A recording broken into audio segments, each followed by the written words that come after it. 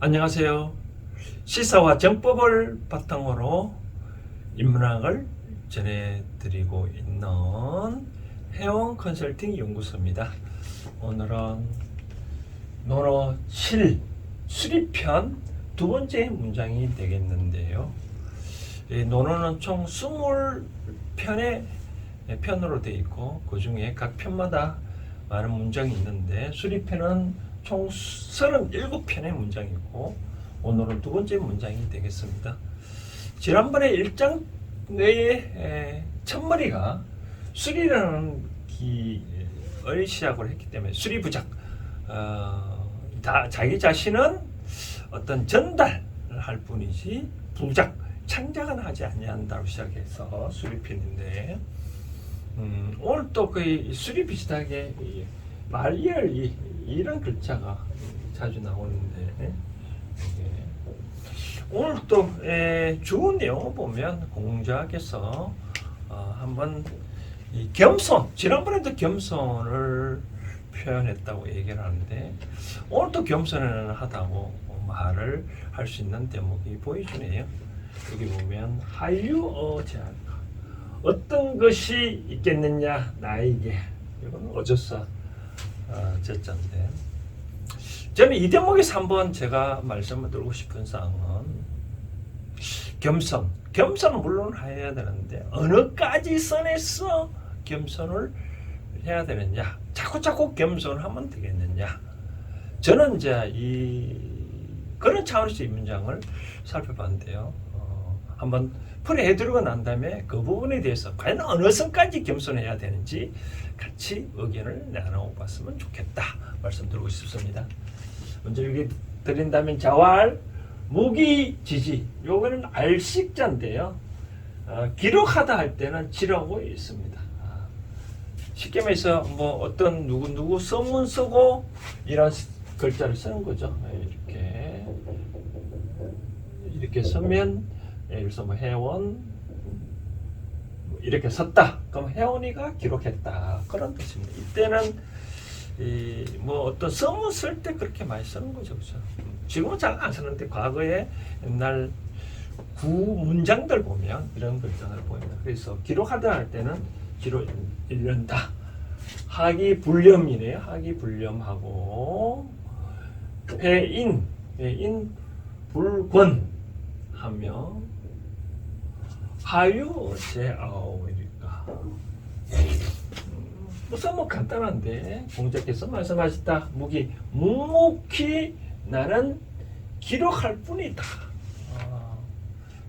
쉽게 말해서 내가 어떤 것을 창작하지 않냐고 과거에 들었던 내용을 그대로 묵묵히 기록할 뿐이다. 내가 창작도 하지 않냐고 누구한테 내가 기록한다고 떠올리지도 않냐고 묵묵히 기록할 뿐이고 하기 불념이라 배우기는 배우는데 영 싫어하지도 않았네요. 또 회인, 이 회자는 가르칠 회자거든. 뭐 교회에서 그런 말 있잖아.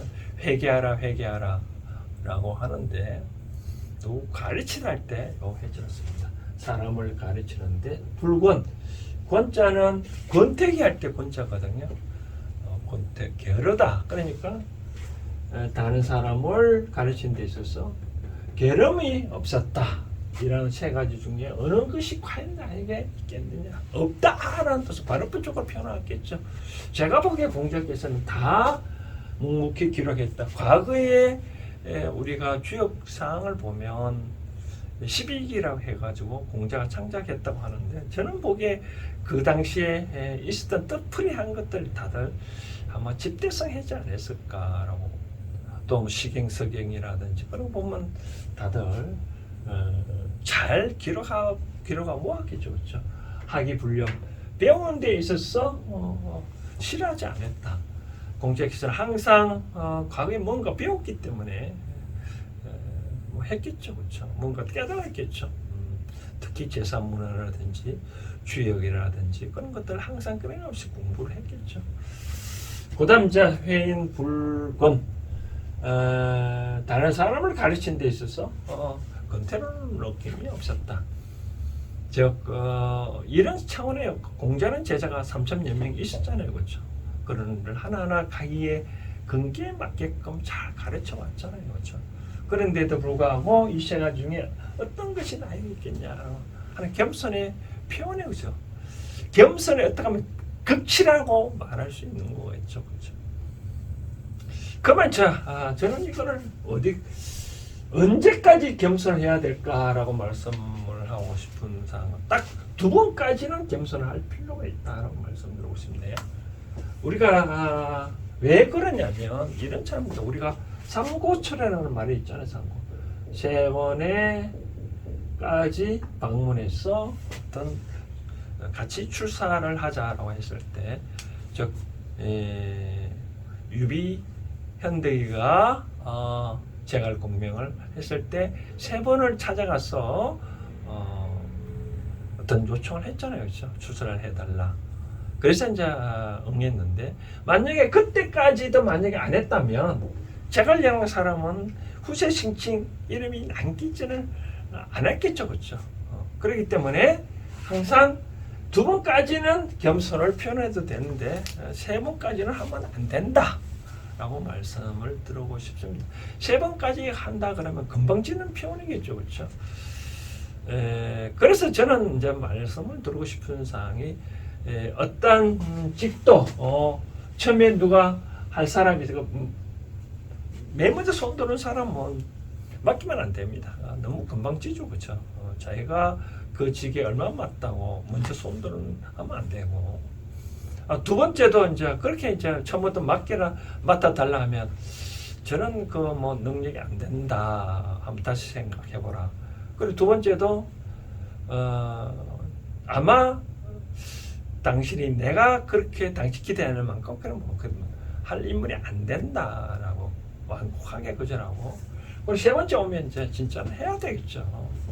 그렇게 해야 그렇지. 만약에 그렇지 않냐 그러면 이 대전에서 이 사람을 능력을 빼앗아 가겠죠. 그렇죠? 신은 이 사람한테 기회를 줬는데 빼앗아 간다는 말은 그런 기회겠죠. 그렇죠? 기회를 하라고 기회를 줬는데 자꾸 안 한다 그러면 그 기회를 빼앗아 가겠죠. 그렇죠? 그래서 저는 말씀드렸는데, 어떤 사람이 능력을 갖고 있다고 하는 것은 이 사람이 독단적으로만 할 수 아니거든요. 다 이 사람의 주위에 갖고 있는 어떤 다른 말로 신들이 자꾸 어떤 기운이 뻗쳐 있기 때문에, 거절하면 신은 도망가지는 않습니다. 신은 면목적이기 때문에 신이 활동할 수 있는 기회가 빼앗아 가겠죠. 그렇죠? 그래서 세 번째까지 겸손하면 안 되고, 3이라는 숫자는 참 중요합니다. 왜 그러냐면 천지인 3이라고 그러잖아요. 천지인 3인. 하늘과 땅에는 항상 그대로, 겸손은 그대로 있죠. 하늘은 항상 그대로 있고 땅도 그대로 있는데 사람만은 뭔가 모르게 움직이는 그런 거거든요. 그러니까 사람은 이 천지를 잘 활용하는 거죠. 그래서 세 번째는 잘 뭔가 모르게 겸손을 하지 말고 응대를 해야 된다라고 말씀 드리고 싶네요. 3이라는 숫자가 많이 우리 쓰이잖아요. 싸움도 세 판은 해야 된다라고 그런 얘기를 했다시피, 저는 이제 어떤 이사 갈 때 그런 얘기를 많이 합니다. 꼭 세 번을 한번 가보고 어떤 이사 갈 곳을 결정하라고 하는데, 특히 전원주택 같은 경우에는 우리는 사시사철 계절이 바뀌잖아요. 그렇죠? 봄에 봤을 때 그 환경과 여름과 가을에 겨울에 봤을 때 환경이 다 다릅니다. 그래서 어느 환경만 보고 좋다 해서 선택하면 안 된다라고 말씀드리고 싶고, 또 하나 이제 남녀 간에도 마찬가지입니다. 남녀 간에도